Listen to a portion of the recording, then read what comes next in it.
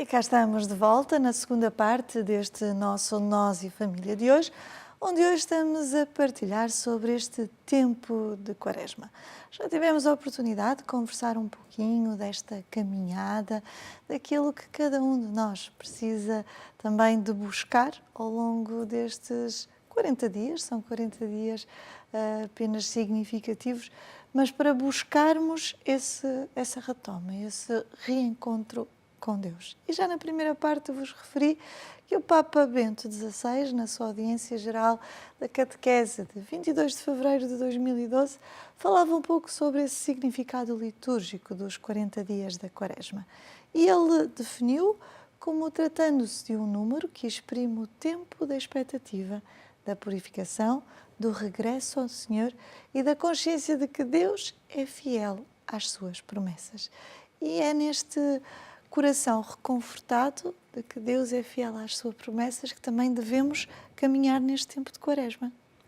Sim, porque temos a certeza de que Deus nos escuta, de que Deus está conosco, de que Deus nos ampara e nos impele a irmos mais longe.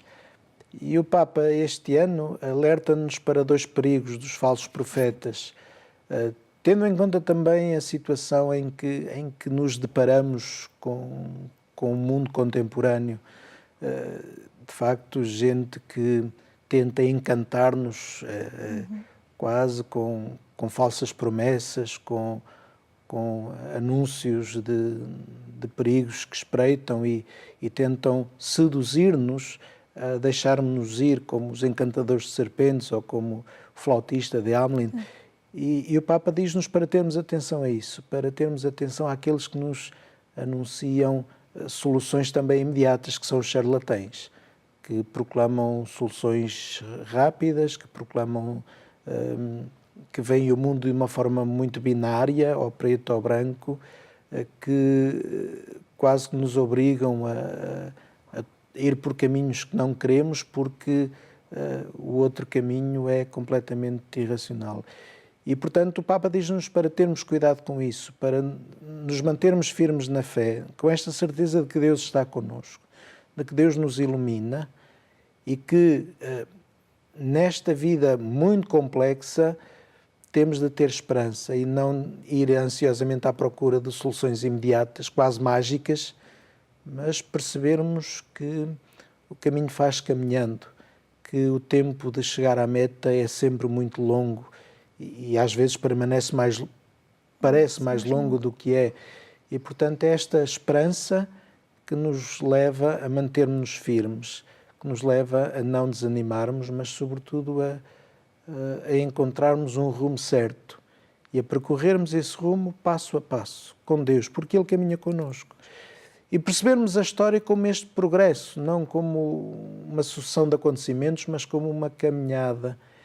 E daí ele depois ter refletir sobre o valor da oração, da esmola e do jejum, que são importantes nesta caminhada, que são importantes para tomarmos consciência daquilo que é verdadeiramente importante. E, portanto, não nos deixarmos enfeitiçar por falsos profetas, não nos deixarmos enfeitiçar por soluções imediatistas que acabam por não resolver nada, porque acabam por criar problemas no outro lado.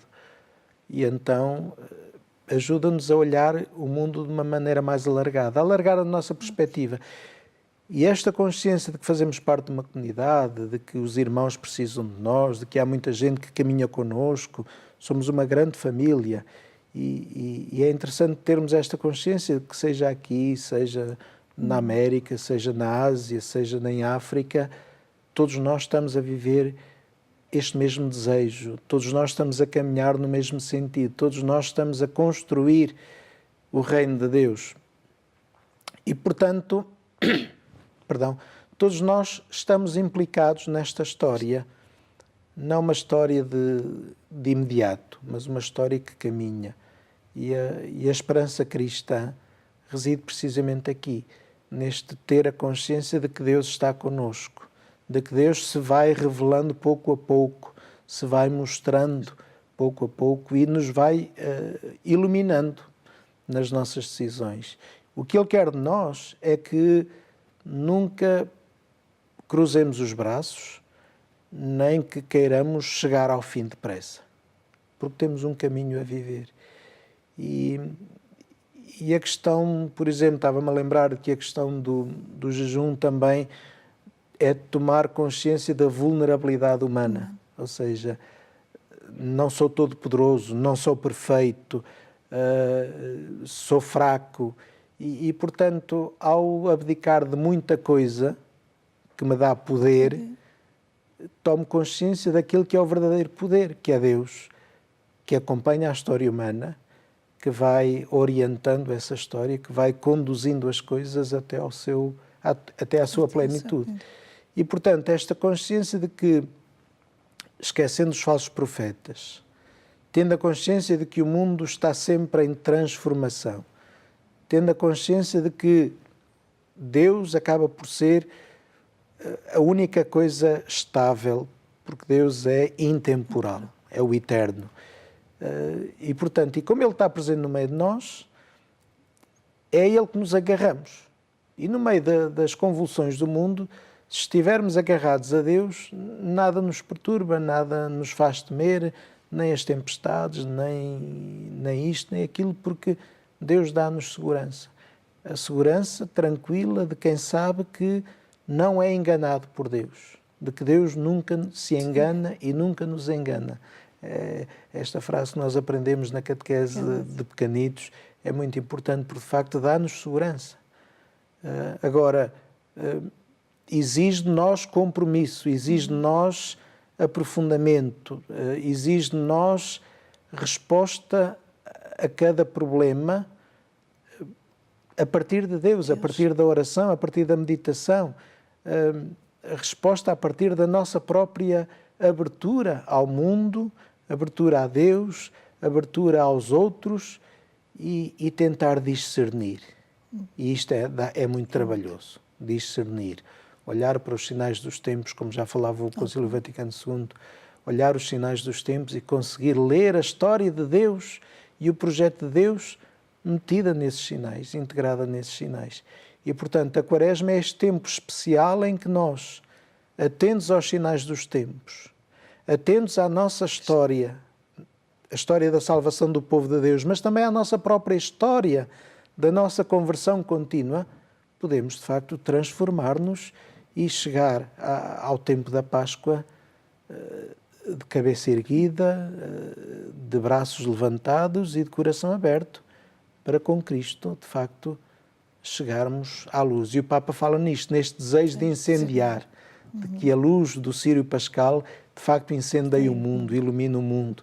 E é isso que nós queremos, ou seja, preparar-nos para depois levarmos o Espírito Santo ao mundo, levarmos a luz de Cristo ao mundo e levarmos aos outros este ânimo, esta força que transforma as mentalidades.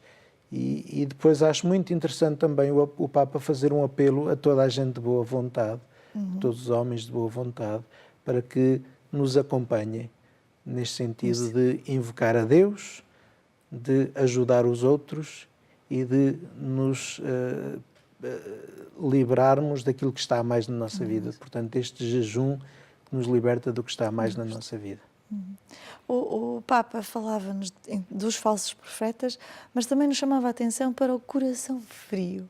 Achei interessante esta expressão do Santo Padre, em que perante o ativismo, perante este corre-corre, que queremos as respostas todas para ontem, quando tantas vezes o tempo de Deus não é o nosso tempo, embora Deus esteja a cuidar, depois, quando nós não encontramos no nosso dia-a-dia essas respostas imediatas de Deus, caímos nesse erro do coração frio que o Papa Francisco nos vem falar. Perdão.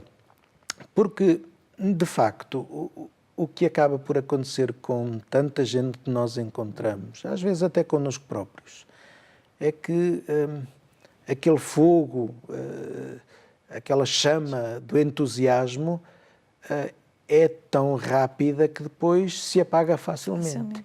E aí fica, de facto, essa frialdade de um coração que ardeu depressa demais e que não foi alimentado. também. E portanto, torna-se frio e torna-se fechado aos outros e torna-se sem calor, gelado, árido, lugar de morte. E é importante nós procurarmos, de facto, alimentar este coração, alimentar este fogo, não explorando os outros, mas a partir de nós. Todos nós conhecemos o célebre clássico do Conto de Natal do Charles Dickens, que de facto é esta imagem da frialdade, do fechar-se, do mirrar, do não se importar com os outros, que vai aprisionando e prendendo aquela pessoa, e depois a alegria, a festa, esta explosividade, quando ele no outro dia descobre que é possível transformar a sua vida. E de facto neste conto clássico, nesta história literária, encontramos esta imagem desta diferença entre um coração frio e fechado e um coração aberto e quente, que tem lugar para os outros. E o Papa alerta-nos para isso, para essa assédia. Ele, na alegria do Evangelho, fala nesta assédia, neste desinteresse, preguiça, desencanto que muitas pessoas sentem. E isso nasce de um coração frio, que não se entusiasma com nada, que não se compromete com nada, que se limita a sobreviver sem sentido. E isso, de facto, é o que destrói mais a pessoa humana. E ele desafia-nos a irmos ao encontro, à atividade, não por mero ativismo, mas fazer algo, de nos comprometermos e deixarmos que este coração se vá alimentando do amor de Deus, que foi derramado em nós e que nos dá força para irmos ao encontro dos outros, para descobrirmos que o calor só se constrói quando nos juntamos, quando fazemos comunidade, quando nos reunimos à volta daquela imagem do lar, e estamos nas conversas em família, precisamente, e a lareira é o lugar central do coração da família, em que a família se reúne para falar, para rezar, para partilhar. Desde os tempos que o homem é homem também se reunia à volta da fogueira para se proteger do frio, se proteger dos inimigos, se proteger dos perigos da noite. E foi à volta da fogueira que também o seu espírito foi crescendo, nas histórias que se contavam, na fé que se foi desenvolvendo, no compromisso uns com os outros. E, portanto, aqui é esta imagem do coração que aquece, que nos aquece. E, portanto, esta referência ao coração, e podemos ver depois a referência ao coração de Jesus e ao coração de Maria, fazem-nos também sentir que não estamos sozinhos neste caminho, mas temos um lugar onde nos podemos refugiar e onde podemos encontrar o calor suficiente para aquecer o nosso coração.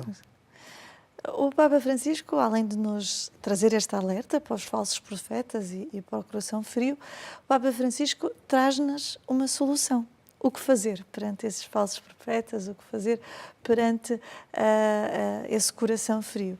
E ele dá-nos o convite que é ir à oração, que é através da oração que nós vamos aquecer o coração, é através da oração que vamos ter essa luz do Espírito Santo, que vamos saber perceber onde é que nos estão a enganar, onde é que estão os falsos profetas. É o grande desafio, a oração. Porque na oração olhamos para Deus e colocamos-nos em relação com Deus. Na oração deixamos-nos iluminar por Deus, pela sua palavra, pela sua inspiração. E a oração ajuda-nos a perceber, em primeiro lugar, uma coisa muito importante. Não estamos sozinhos. Mesmo que estejamos sozinhos, fechados no nosso quarto, sozinhos na igreja, Deus está ali, sempre, em todo lado. Deus está. E quando nós rezamos, ganhamos consciência da presença de Deus. Porque ao rezarmos, passamos das palavras aos atos, ou seja, o rezar não é apenas dizer um Pai Nosso, não é apenas repetir palavras, não é apenas dizer palavras, é colocar-se na presença de alguém e falar com esse alguém, dialogar com ele, falamos, mas depois escutamos. Mesmo que aquilo que Deus nos diz não nos agrada, ou seja, sempre saiba a pouco, ou não seja aquilo que nós queríamos ouvir. Mas há sempre alguém que entra em diálogo connosco. E esse entrarmos em diálogo com Deus permite-nos mergulhar no verdadeiro sentido do meu próprio ser. Como São Francisco Marto dizia, quando se viu mergulhado naquela luz que era Deus, que Nossa Senhora lhes mostrou, nós estávamos a arder naquele fogo que era Deus. E, portanto, ao rezarmos, mergulhamos neste fogo que é Deus, mergulhamos nesta luz e sentimos-nos transformados, quase como o ouro que é fundido na fornalha ardente e que se transforma em algo de valioso. E, portanto, a oração transforma-nos, faz-nos ir mais além, porque nos faz descobrir outros caminhos. Ajuda-nos também a sentirmos, a sairmos deste imediato da nossa vida, do instantâneo. Quando rezamos, saímos do momento instantâneo e entramos, de facto, na eternidade. Ou seja, entramos nesta dimensão intemporal de Deus e somos capazes de olhar mais além, somos capazes de relativizar tanta coisa que nos aprisionava e damos importância àquilo que é eterno, àquilo que é permanente, que permanece, àquilo que faz parte da nossa própria história, que nos tem acompanhado e que às vezes nós não nos damos conta porque colocamos muita coisa à sua volta. E, portanto, quando rezamos, somos obrigados a depararmos-nos com aquilo que nós somos, com aquilo que Deus é, com a nossa própria história, com o nosso caminho e com a nossa possibilidade. E, portanto, começamos também a projetar, começamos também a idealizar, começamos também a pensar no futuro, no outro rumo que posso dar à minha vida. E assim, ao descobrirmos outros rumos, este calor da esperança começa a brotar, ou seja, começa a perceber que não é o escuro que é o único caminho, que não é esta opção que é o único caminho, que temos muitas outras escolhas para fazer que podem conduzir não a uma certeza óbvia, mas podem conduzir a um outro percurso e que pouco a pouco, com atalhos e com caminhos, podemos chegar a outro lado, um lado que seja melhor, porque nós nos esforçamos. Perdão. E, portanto, a oração é esta forma de, entrando em comunhão com Deus, deixarmos que Ele acenda o seu Espírito em nós e acenda este fogo de amor que nos permite esquecermos os falsos profetas e que nos permite, de facto, darmos calor ao nosso coração. O Papa Francisco até falava neste fogo como o fogo da Páscoa, trazendo-nos essa referência do avivar esse fogo em nós com a presença de Cristo. Estamos a chegar aos finaizinhos do nosso programa, mas eu não queria deixar de referir algo que o Padre há pouco também pincelou um bocadinho, que é o retiro popular de Dom António Francisco, de Dom António Marte, perdão, estou a trocar os nomes, Dom António Marte aqui na nossa diocese, que tem este ano como o tema geral Igreja, Memória e Missão. O retiro popular é nada mais nada menos do que um conjunto de subsídios, de oração, de reflexão, para podermos viver este tempo de Quaresma. Sim, são textos da Bíblia, textos de meditação, questões a partir da situação das pessoas que os ajudam, de facto, que ajudam os pequenos grupos de paróquias, de movimentos, de localidades, as pessoas que se juntam para refletir, para rezar em conjunto também, para projetar em conjunto. E é importante, sobretudo neste ano em que, particularmente, a Diocese de Leiria Fátima está a comemorar o seu centenário da restauração, mas é uma comemoração neste sentido, de facto, de missão. Não apenas para dentro, somos muito importantes, temos 100 anos, fizemos 100 anos, portanto é dia de festa. Não. Este momento é sobretudo para termos a consciência de que 100 anos depois, o que Deus nos pede é que sejamos mensageiros do Evangelho, que sejamos cada vez mais e melhor igreja para dar testemunho de Jesus Cristo. E por isso, esta história que recordamos é uma história que nos motiva a ir mais além, a não nos acomodarmos, a não nos deixarmos desmotivar pelo pessimismo, pelas más notícias, pelos maus resultados, mas é uma ocasião para recuperar aquele entusiasmo original de Jesus na Páscoa, aquela luz invencível que brilha, o círio pascal que acendemos na vigília pascal, aquela luz que vence as trevas.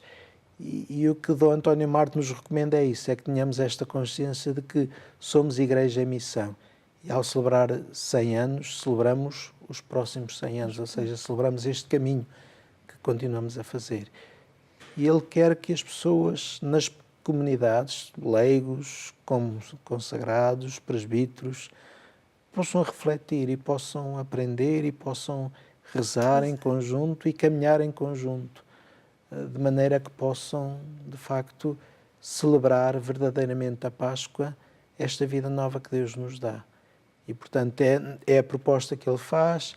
Também propõe que a renúncia quaresmal seja para ajudar os cristãos na Síria, na Ásia, nos países do Médio Oriente, que estão em guerra, que necessitam de auxílio. E, portanto, é este esforço, aí está.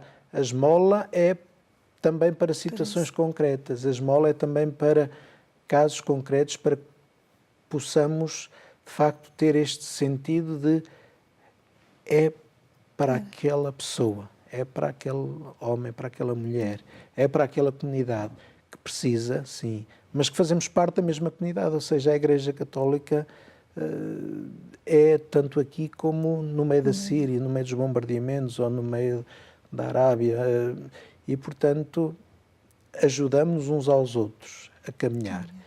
E, portanto, com esta consciência de que fazemos parte do mesmo povo. Vivemos em muitas situações, vivemos muitos problemas, vivemos muitas dúvidas, mas fazemos parte do mesmo povo, fazemos parte da mesma história e e queremos chegar à casa do mesmo Pai, que nos espera a todos de braços abertos. Padre, muito obrigada por esta nossa partilha. Espero que também os nossos telespectadores lá em casa tenham gostado e que vivam também intensamente este tempo de Quaresma. Obrigado pelo convite. Assim, nossos telespectadores, espero que tenha gostado de estar nesta nossa companhia do nosso Nós e Família. Convido para que continue aqui com toda a nossa programação aqui na sua Anjos TV e vá connosco também, refletindo, caminhando neste tempo de Quaresma. Da minha parte, até ao próximo programa, se Deus quiser.